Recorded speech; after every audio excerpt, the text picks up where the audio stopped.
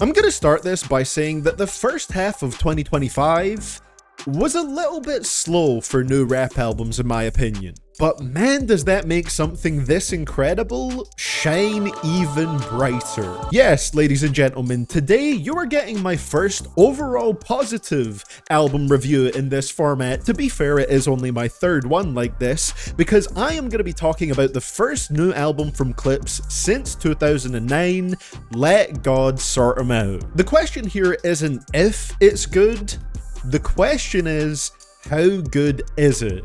This is CDTV Productions, and let's discuss it. Also drop me a little follow on twitch.tv/CDTVProductions. That's actually where I reacted to this album, hearing it for the very first time. Man. You could not have started this off better than by tugging on the heartstrings with The Birds Don't Sing. Within the 4 months of November 2021 to March 2022, Pusha T and Malice, who are brothers if you're not aware, lost both their mother and their father, and that's what this track addresses. Both verses have several hard-hitting lines about this type of grief, whether it's Push dealing with the fact that his own son won't remember his grandma because he only met her when he was a baby, or Malice detailing the moment he found out his father died, painting the scene of when he discovered his body. There's something about that couplet, the way you missed mama, I guess I should have known, chivalry ain't dead, you ain't let her go alone, that hits really hard. Not to mention Malice adding a genius annotation for these lyrics, saying that it's genuinely true that his and Push's dad's phone passcode was genuinely something along the lines of, I love my 2 sons. It's a vulnerable way to begin, with some beautiful Pharrell production and a fittingly powerful hook from John Legend, where he proclaims, the birds don't sing, they screech in pain. Couldn't have started better if you ask me. And it does not let the momentum drop for even a second, because track 2 and 3 have a Kendrick Lamar feature and a Tyler the Creator feature respectively. Holy peak. Chains and Whips. A No Church in the Wild-esque banger with that Wild West bounce to it. Those rhythmic thumping kicks paired with the ever-present bass line is a wonderful backdrop for all 3 rappers. I know this is only the second track, but as a devoted fan of the hip-hop genre, this album is an absolute treat already. Push and Malice are not necessarily flashy with their flows, they just bring steady precision to their verses to ensure each line lands with maximum impact, and it is a joy to listen to. A big thing that stood out to me is how intense Malice managed to make his verse sound here without uttering a single curse word. There's no vulgarity, but it still sounds brutal when he's talking about bodies being bloated and embalmed. I also love the vocal mixing on this track. It's like there's an extra layer of sharpness added to it, which somehow makes the Clipse duo's rapping sound even more venomous than usual. Crush you to pieces, I hum a breath of it. I will close your heaven for the hell of it. And then Kendrick with that whole Jen scheme is so damn good. Great little post-chorus from Pharrell too, giving his vocals a nice swing to match the production of the track. And then POV. Push opts for a more casual delivery on this one, and it sounds great. The way he maintained the same rhyme scheme so smoothly for his whole verse, while layering it with slick wordplay and brags, chef's kiss. You know someone has large amounts of wealth when they're essentially calling Audis unacceptable to drive as a rich man. I'd be happy with an Audi, bro. And then Tyler, the Creator. Push keep dirty white moving like mosh pits. Absolutely incredible. I cracked up at that the first time that I heard it. His whole verse is great. You can tell that he was loving rapping on a Clipse song like this. Prayers up for everyone who bought the physical edition for this album without checking the track list to see that it does not contain the Tyler verse. We also get a beat switch for Malice's section, and it bumps too. Pusha T is the artist that I was more familiar with before hearing this album, and he's incredible as usual here, but man, I feel like every Malice verse on this album has been a standout so far. Maybe some of it just is that factor of me being less familiar with his stuff, and so because he's incredibly talented, it's just standing out to me ever more, but I feel like he's really killing it to an insane degree on every song up to this point. Only slight criticism I have for this one is I would have liked if the beat didn't switch back for Push's hook at the end of the song and they just had him do the hook over the same section Malice rapped on, but that's such a minor thing. I'm still fully locked in to the ride this album is taking me on, and the ride is still going to great places with So Be It. Thank God they quickly got the sample clearance for the streaming release here, because the replacement beat they had for So Be It Part 2 just didn't hit the same. Those reverse drums bounce so well off of the Arabic sample, it just doesn't work as well when you put those exact same drums over something else. And the verses, so fucking good. Calculated bars from Push and a super smooth structure to Malice's bars ensure that every line on the song connects how it should. And I find it very funny how Push's verse targeting Travis Scott here almost sounds like an afterthought, like the song was pretty much done at that point and could have ended after the Malice verse, which was the third verse on the track, but he just had to talk his shit and he went in with that targeted malevolence that he does so well. Today's lesson: never cry in front of Pusha T. He will use it against you if he feels you wronged him. Yellow diamonds look like PP. It's hilarious hearing that juxtaposed against how hard the beat drops in with those grimy 808s. And on this one, both Push and Malice carry the same rhyme scheme throughout their whole verse. Pusha with the EE sounds and Malice with the sounds. And that is hard to do while also making most of the bars layered, but they do it effortlessly. Never leaving home without my piece like I'm Mahatma? Come on, man. All things considered, 6 tracks deep, and we're still waiting for a weak link because I love this too. Something about that production is absolutely mesmerizing. I feel like the synths are performing hypnosis on me as I listen. It's at this point in the album that I have to say I'm loving Pharrell's production so far, and he's a producer that can actually be pretty hit or miss for me. I think that's just natural because he plays around with sounds in a pretty unique way, and to me that can sometimes come off as a bit irritating, but here every single beat is connecting. Pusha T also dives into some vulnerability here again, talking about missing his mother and his child wanting siblings, but that not happening due to Pusha's wife miscarrying. The following lines after that seem to touch on IVF treatment as well. It's such an interesting way to speak on it, saying that it's basically paying $100,000 for maybe getting a child because it has a pretty high failure rate, and considering it is paying for the metaphorical stork to deliver a baby. Anyone who says this man only raps about coke just doesn't get it, man. And even when he does do the coke rap, there's so many layers that can't possibly be your only takeaway from it. I love Malice on the track, as has been the case in general so far, and honestly, I like Pharrell's hook too. The auto-tune has a weird little sound to it, but I personally enjoy how it plays off of his instrumental. Top it off with an otherworldly outro from The Dream,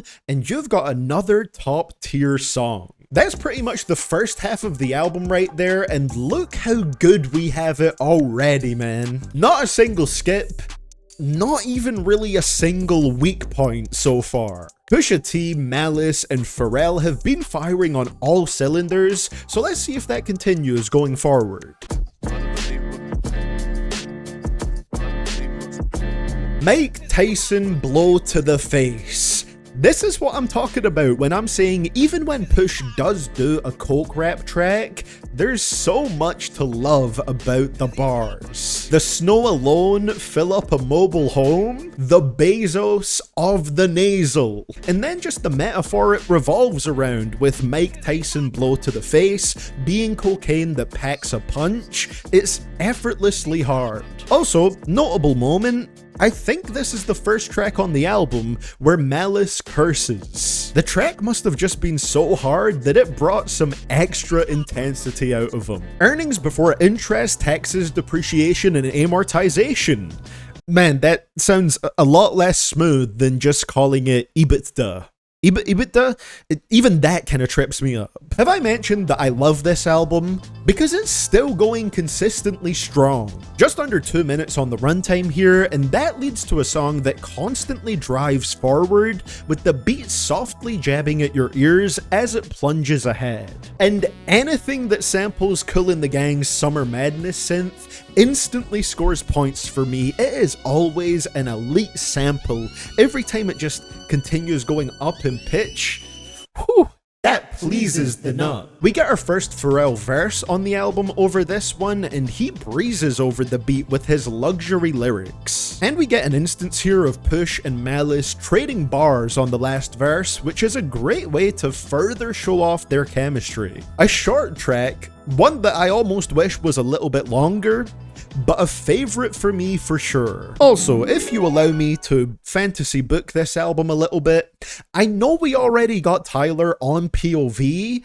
but I reckon we should get an extended version of this with him on it. It just sounds like his type of track with the production, luxury bars, traveling bars, wasting life if you're not living up to your full potential bars. Tell me Tyler would not be in his Call Me If You Get Lost bag on this one. A man can dream. It's not gonna happen, but I like thinking about it. And rounding out our trio of acronym tracks, we have FICO. And guess what?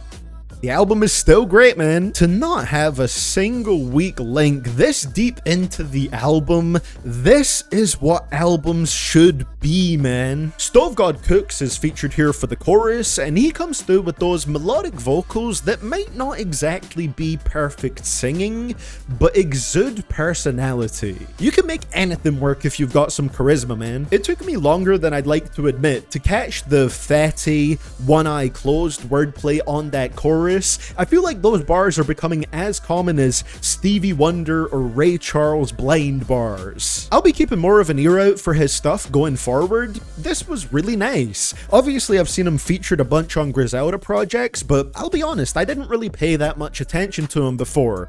That's definitely going to change from now on after what he did on here, and how much he managed to steal the show with just a chorus. Also, only now am I truly noticing how much Clipse are flexing their ability to maintain a rhyme scheme throughout their whole verses, because Push does it again, this time with two different parts to it. It's got the FICO rhyme part and the sound that alternates in between it. It's not a short verse either, and he doesn't deviate from this scheme even once.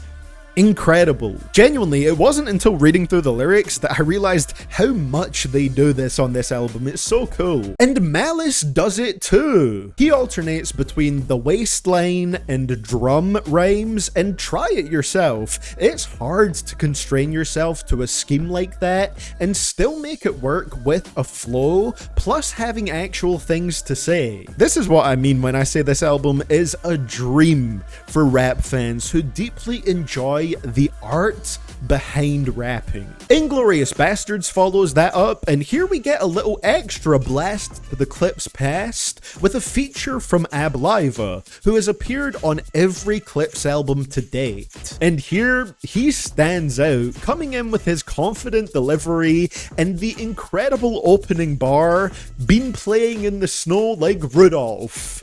Love it. And of all the flexes of wealth on this album, the pure nonchalantness of Push saying, "By the way, I wrote this on the ocean," is hilarious. I get it, man. I'm broke compared to you. Also, just noticed this. Add another few pennies to the Malice swear jar for this one. Along with the content of this project, I guess the album and Clipse reuniting is so hard that Malice decided to briefly let the demons back in. So Far Ahead gives us another Pharrell hook where he goes up to a higher pitched, almost squeaky at points delivery, but man does it actually combine pretty beautifully with the steadier, more thoughtful instrumental during his part. Also, it feels redundant to mention this again at this point, but it's another full same rhyme scheme verse from Pusha T and Malice. They're too good at this. And on top of that, Malice has a whole religion and faith topic running throughout his whole verse, and uses that to contrast between his life before and after becoming Christian. It's just veteran level stuff. It's not my absolute favorite track sound-wise, but it's still very good from that aspect, don't get me wrong, and lyrically, it's still sharp as all hell. I'll say it once more, this is what albums should be. Nearing the end with the penultimate track, Let God Sort 'Em Out / Chandeliers, and as if the feature list wasn't already stacked enough, we get an appearance from Nas, a legend in the game who, similar to Clipse, is still pretty much in top form. Made it cool for Grammy nominated LPs from previous generation MCs, pretty much says it all. Nas gets his own beat here. The first one has Malice and Push trading bars again, pretty much finishing each other's bars at certain points in the verse. Just a lovely way to keep that excitement going all the way into the final track. Which leads us into our grand finale, By the Grace of God. A very rare instance on this album of Malice taking the first verse. Very fitting considering this track feels like it applies to him the most, with its theme of escaping the streets by the grace of God when not everyone gets so lucky. They dodged death, they dodged jail time, and they managed to succeed in the end. I guess you could say they let God sort them out. And once again, great hook from Pharrell. He's someone that can also be a little bit hit or miss for me as a vocalist too, but man, everyone was in top form for this project. It just feels like pure natural inspiration distilled into music effortlessly. It's a powerful track to end on, and with that, it draws Let God Sort 'Em Out to a close. So, overall thoughts on this project? It's my rap album of the year so far, so easily. Two rapping veterans in Pusha T and Malice joining forces with Pharrell for the entire project, and it created some absolute magic. 13 tracks of pure consistency, and I struggle to even label a single one as a least favorite because the baseline that this album has for quality is pretty damn high. From the outset, this one looked like it was going to be promising with the stacked feature list and great singles, and boy did it deliver on that promise. What kind of rating am I feeling for this one? Probably somewhere in that middle to high 9 out of 10 region.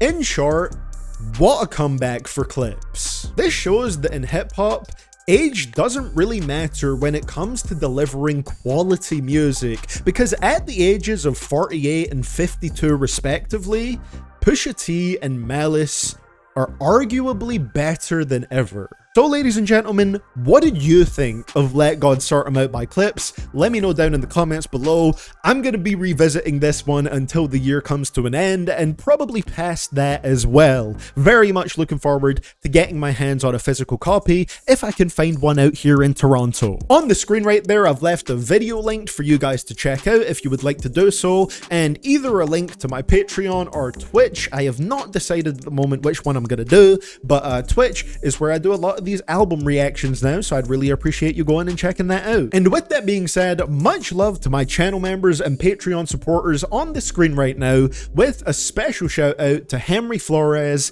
I Am Regent, Lucas1123, and Neo Striker.